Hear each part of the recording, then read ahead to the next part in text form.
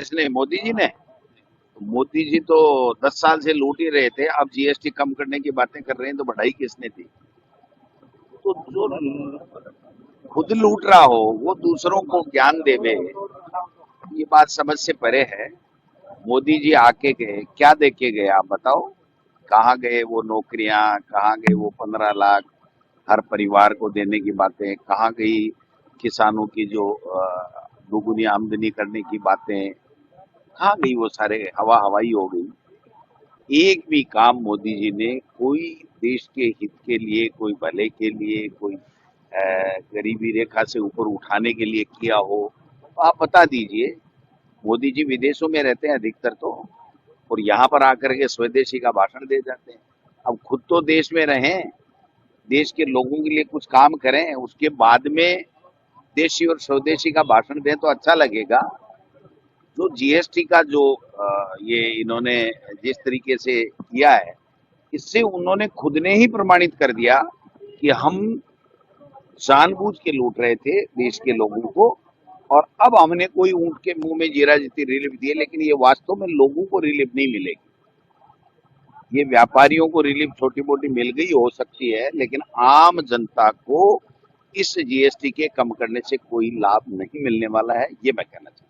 तो जब ये कह रही है कि साहब राहुल का एटम बम खुश हो गया और राहुल जो है अभी विदेश चले गए हैं, अब उनके पास कुछ नहीं है उनको उठाने के तो लिए। विदेश तो मोदी जी जाते हैं, उसमें तो कोई सवाल नहीं उठता। आज तक 11 साल में मोदी जी जब जब भी विदेश के दौरे पे गए, उसके बाद में आकर के प्रेस में या प्रेस नोट या प्रेस कॉन्फ्रेंस करके कभी कोई बताया? कभी लिखा हुआ चिट्ठा आया कि मैंने इस देश में जो यात्रा की है, इससे मेरे देश को ये फायदा होने वाला है, भारत के लोगों को ये फायदा होने वाला है? कभी बताया? ये वोट चोर गद्दी छोड़ का जो आपने मामला उठाया था, उसे लेकर भाजपा ही कह रहे हैं कि फिर ये अपने सोनिया गांधी, प्रियंका गांधी और ये कैसे जीत गए? जीत के लोगों ने वोट दिया तब जीत गए। इन्होंने मोदी जी वोट चोरी से जीत गए, और ये प्रमाणित कर देंगे जब हाइड्रोजन बम आएगा, तो प्रमाणित हो जाएगा कि किस प्रकार से इन्होंने वोटों की चोरी की। और अब एसआईआर के नाम पे जो कांग्रेस के समर्थित वोटर हैं, उनके वोट काटने की ये साजिश कर रहे हैं। और मैं तो ये कहता हूं कि अगर इलेक्शन कमीशन के ऊपर कोई बात बताई गई है, उसको जवाब देना चाहिए। बीजेपी के नेताओं को जवाब प्रवक्ता क्यों बनना चाहिए उसका? उनको बताना चाहिए, उनको जांच करानी चाहिए। सिंपल सी बात है। हम एप्लीकेशन लेकर के कोई भी व्यक्ति कोई जांच की बात करके कलेक्टर के पास जाता है, तो वो क्या कलेक्टर सबसे एफिडेविट मांगता है? क्या मुख्यमंत्री और मंत्रियों के पास में हम कोई जांच की मांग लेकर के आते हैं कोई घोटाले की बात, तो क्या वो सारे के सारे एफिडेविट मांगे जाते हैं? एफिडेविट कोर्ट मांगता है। कोर्ट में जब कोई आदमी कोई दावा लेकर के जाता है तो एफिडेविट होता है, वो तो स्वाभाविक बात है।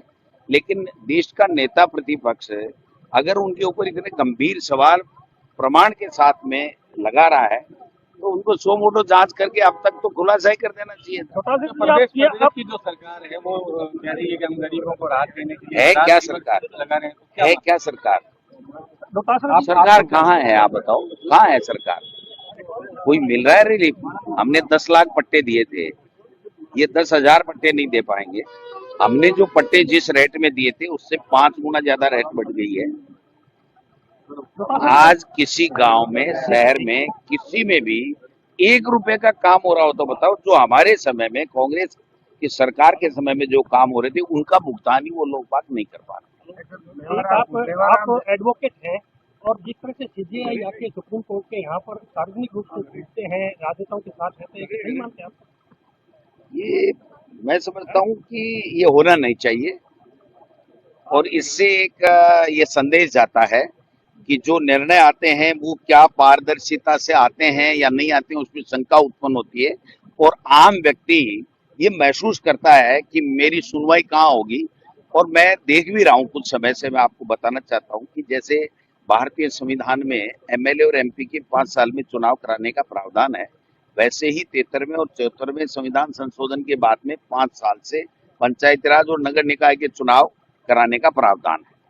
और हमारे लोगों ने जाकर के हाईकोर्ट में 10 महीने के लगभग हो गए, 12 महीने हो गए, रिटें कर रखी हैं, बहस कर रखी है।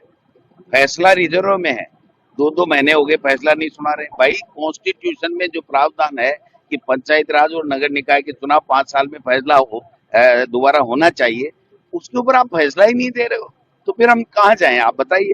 मुख्यमंत्री सुन नहीं रहा, प्रधानमंत्री विदेश में मिल नहीं रहा, और राष्ट्रपति जी के हाथ में कुछ होता नहीं है, आप सबको पता है, राज्यपाल के हाथ में कुछ होता नहीं है, और कोर्ट फिर आगे डिसीजन नहीं देंगे, तो फिर आम जनता का क्या होगा और संविधान का क्या होगा। ये सवाल को आपने लिए है सर, वहाँ मगर विरोध कोई नाराजगी नहीं है, तबादलों को लेकर आपने जो सवाल मेरी शिक्षा मंत्री से कोई नाराजगी नहीं है। बीजेपी इसी को रखे 5 साल, ये शिक्षा की बात नहीं करके अनर्गल बातें करते हैं।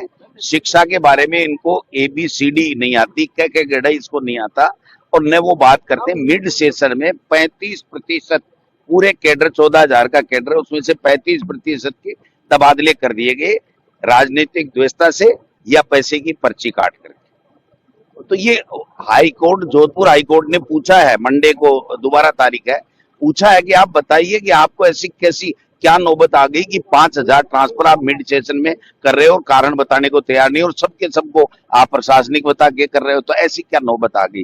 तो ये तो केवल बयान के लिए RSS ने इनको छोड़ रखा है कि अनर्गल बयान दो, बयानबाजी करो। अगर हमारी सरकार होती तो अब तक ये विदाई हो जाता और इस तरह के शिक्षा मंत्री नहीं बनता। मैंने क्या किया और ये क्या कर रहे हैं, ये सब जनता के सामने है।